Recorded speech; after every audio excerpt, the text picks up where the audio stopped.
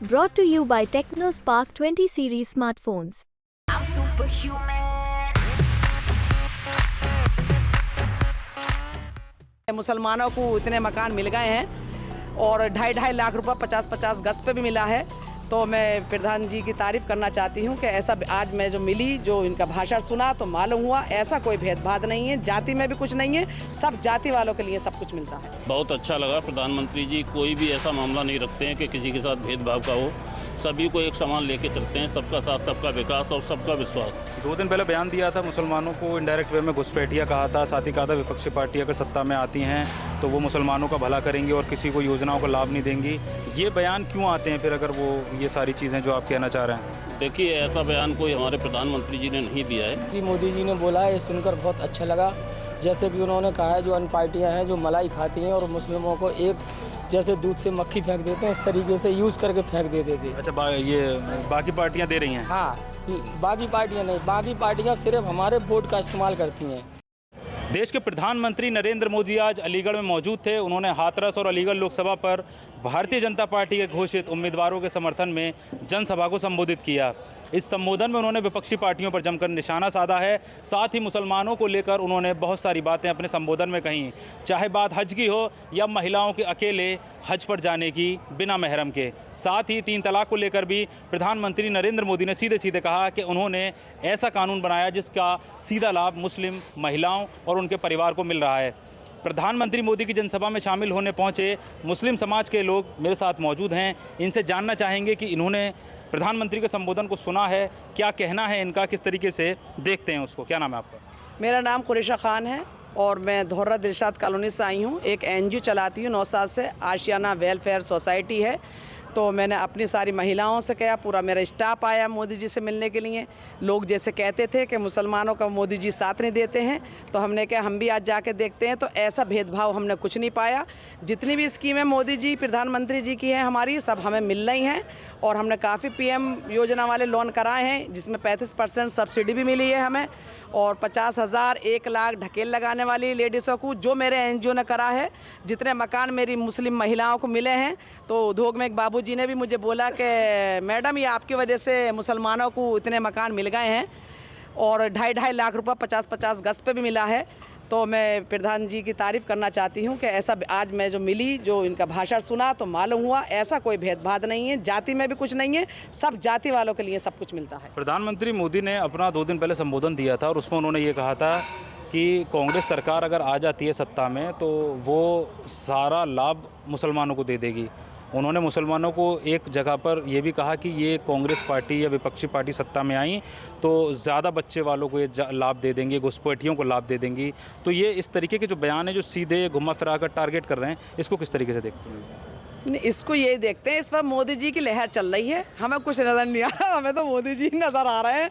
बात यह है सारी, मोदी जी पहुँचाएँ, लोगों के पास से आती हैं, स्कीमें निकालते हैं, लेकिन जनता तक पहुँच नहीं पाती। जब जनता पे पहुँचने लगेंगे, हमारे मुसलमान भाई और बहनों पहुँचने लगेंगे तो हम नारा मारेंगे मोदी जी जिंदाबाद, मोदी जी जिंदाबाद। ये आप लोगों के भी वोट हैं? वोट हैं नहीं है आप लोगों के? तो क्या कहना चाहती हैं आज की? सुना था आपने मोदी जी को? आज जी बहुत अच्छा लगा, आज सुना हमने मोदी जी के बारे में, बहुत बढ़िया लगा। क्या ऐसी चीज़ लगी जो सुनने में अच्छी लगी आपको? आप अभी बता दीजिए, आपका क्या नाम है?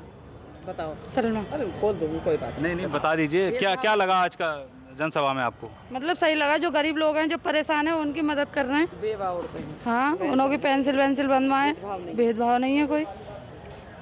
और भी कुछ लोग हैं, क्या नाम है आपका? जी आसिफ सैफी। मैं आज आए थे आप जनसभा में, क्या जनसभा में आपने PM मोदी का संबोधन सुना और उसको लेकर क्या कहते हैं? देखिए, मैं राष्ट्रीय पसमानदा मुस्लिम महासंघ से जिलाध्यक्ष हूँ। मैं आज अपने प्रधानमंत्री जी का संबोधन सुनने आया था। यहाँ पे मेरी पूरी टीम आई थी। बहुत अच्छा लगा। प्रधानमंत्री जी कोई भी ऐसा मामला नहीं रखते हैं कि किसी के साथ भेदभाव का हो, सभी को एक समान लेके चलते हैं, सबका साथ सबका विकास और सबका विश्वास। 2 दिन पहले बयान दिया था, मुसलमानों को इनडायरेक्ट वे में घुसपैठिया कहा था, साथ ही कहा था विपक्षी पार्टी अगर सत्ता में आती हैं तो वो मुसलमानों का भला करेंगी और किसी को योजनाओं का लाभ नहीं देंगी। ये बयान क्यों आते हैं फिर, अगर वो ये सारी चीज़ें जो आप कहना चाह रहे हैं? देखिए, ऐसा बयान कोई हमारे प्रधानमंत्री जी ने नहीं दिया है। आपने सुना नहीं, ऐसा कहिए। जी, मैंने ऐसा कोई बयान नहीं सुना है जो मैं कहूँगा इसके लिए। और विपक्ष की अगर बात करें, अगर इस तरीके का बयान आ रहा है तो वो किस तरीके से आप देखते हैं उसको, मैं ये जानना चाह रहा हूँ।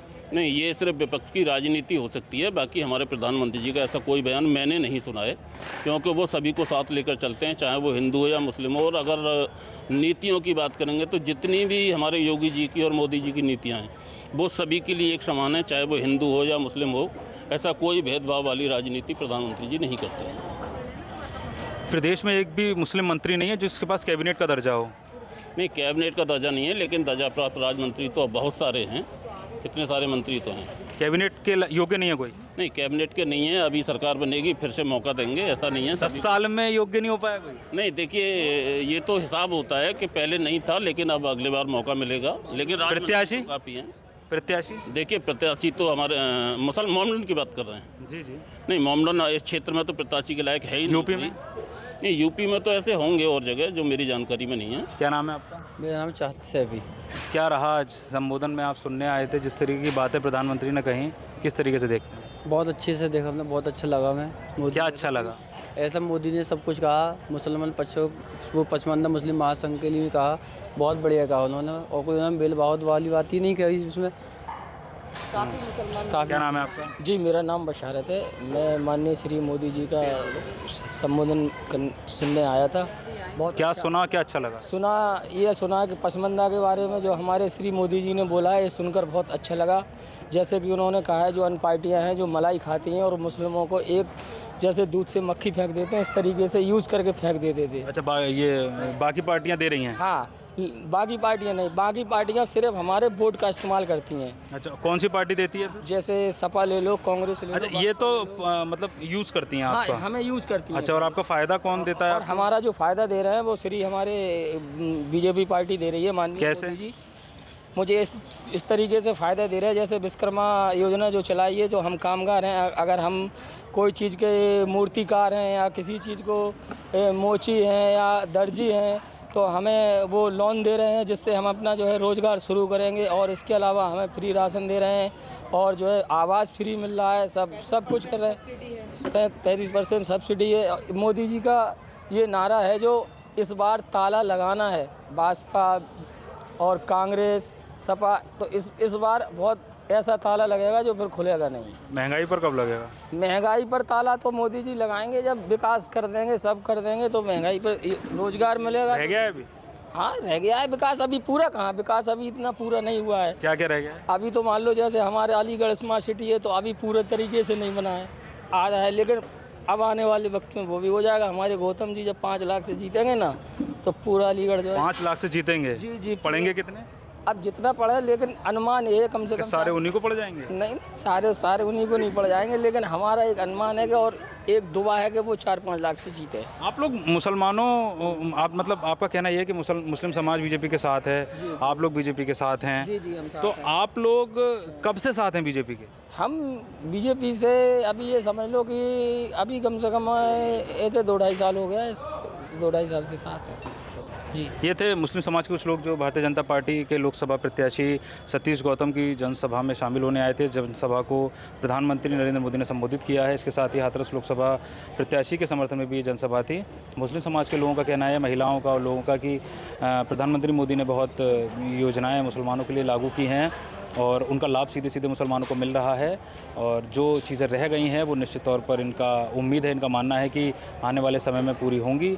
इनको प्रधानमंत्री नरेंद्र मोदी पर पूरा भरोसा है, क्योंकि ये पसमानदा मुस्लिम समाज से जुड़े मुसलमान थे। अकरम खान, अलीगढ़, यूपी तक।